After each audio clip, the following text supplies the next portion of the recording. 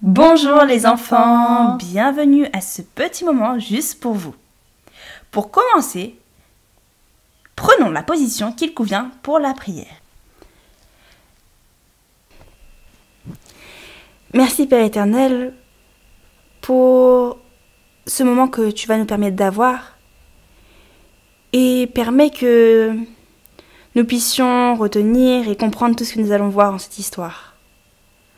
Protège-nous et permets que nous soyons attentifs à cette histoire. Au nom de Jésus. Amen.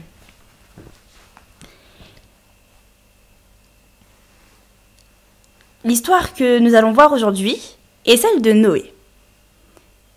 Une histoire de foi et d'obéissance. Il y a très longtemps, bien avant que nos grands-parents ou même leurs grands-parents ne soient nés, vivait un homme nommé Noé. Noé était un homme spécial, choisi par Dieu pour une mission très importante.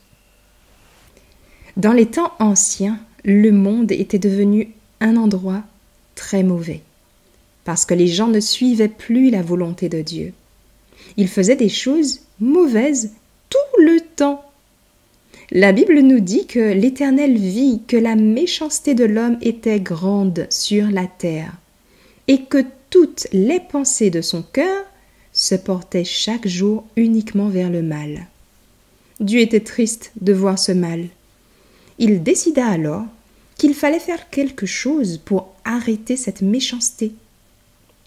Mais au milieu de toute cette noirceur, il y avait cet homme différent, Noé. Noé était un homme juste et intègre parmi les gens de son temps. Il marchait avec Dieu. Cela veut dire qu'il vivait en suivant les enseignements de Dieu. Il aimait et il respectait ses commandements. Dieu vit que Noé était bon et lui parla. Dieu dit à Noé : « J'ai décidé de mettre fin à tous les hommes, car la terre est remplie de violence à cause d'eux. Je vais les détruire avec la terre. » Mais Dieu avait un plan pour sauver Noé et sa famille. Il lui demanda de construire une grande arche, un énorme bateau, pour sauver sa famille et des animaux de chaque espèce. Dieu donna des instructions très précises à Noé pour la construction de l'arche. Noé obéit à Dieu sans se poser de questions. Il se mit au travail avec ses fils, Sem, Cham et Japheth. Ils travaillèrent dur chaque jour, année après année. Pendant tout ce temps, Noé parlait aux gens autour de lui. Il leur disait que Dieu allait envoyer un grand déluge pour nettoyer la terre de toute cette méchanceté, et qu'ils devaient se repentir, c'est-à-dire changer de comportement, et adorer le seul vrai Dieu. Noé n'était pas seulement un constructeur d'arches, il était aussi un prédicateur de justice.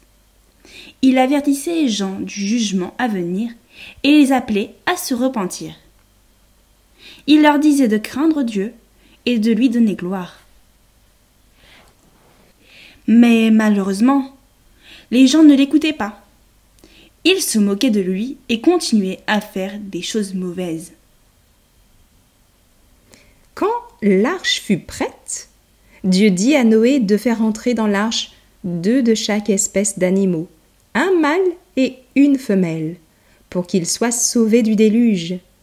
Noé fit exactement ce que Dieu lui avait commandé. Puis Dieu dit à Noé et sa famille de monter dans l'arche. Ils y entrèrent et Dieu refermait la porte derrière eux. Alors, la pluie commença à tomber, 40 jours et 40 nuits. Les eaux montèrent, couvrant même les plus hautes montagnes. Tout ce qui vivait sur la terre fut détruit, sauf Noé, sa famille et les animaux qui étaient dans l'arche. L'histoire de Noé et du déluge est un puissant rappel de la fidélité de Dieu et de l'importance de suivre ses commandements. Elle nous rappelle aussi que Dieu tient toujours ses promesses, et le symbole de l'arc-en-ciel nous le rappelle.